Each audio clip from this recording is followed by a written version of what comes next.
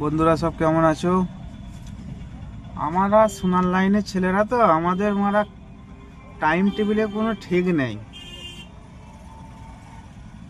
এই এসছি কত দূর থেকে, আমাদের জালন থেকে এসছি প্রায় 100 কিলোমিটার রাস্তা।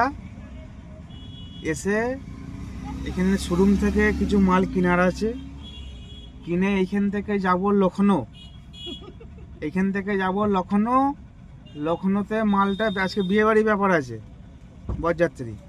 লখনৌতে গিয়ে ওইখান থেকে ফের মাল দিয়ে ফের রাত তিরবেলায় 1টার সময় বাড়ি, রাত 1টায় বাড়ি যাব।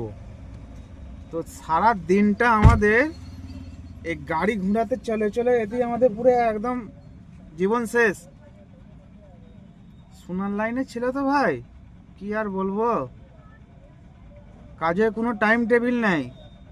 রাত 12:30টায় ফোন আসছে, এসে বলছে এখনই কাজটা পালিশ হবে। ওরে বাবারে, আমার তো মাথা একদম আই এম অবাক। জসিম ভাই তুমি কিছু বলবে? হ্যাঁ, যদি কিছু বলার থাকে বলে দাও। আর আবার আমরা এমন ট্রাফিকে এমন জামে ফেসে আছি, এর কোনো উপায় নাই। প্রায় 1 ঘন্টা ধরে জামে ফেসে আছি।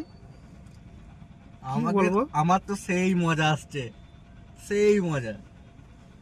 সত্যি রে ভাই, সোনার লাইনে কাজ করে আমাদের জীবন পুরো শেষ হয়ে যাচ্ছে।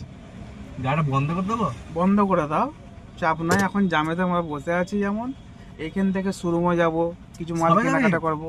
সবে দাও। আচ্ছা ওকে, ঠিক আছে। আমার একটা সবেদা দেখেছি, ফলের দোকান, চাচা বিক্রি করছে, দেখতে পাচ্ছ ওই দেখো। তো সবেদা খেতে মন যাচ্ছে, তো এখন আমরা নেবে সবেদা কিনি, খাই। কেমন লাগে তোমাদের পরে ভিডিওটা জানাবো, ঠিক আছে?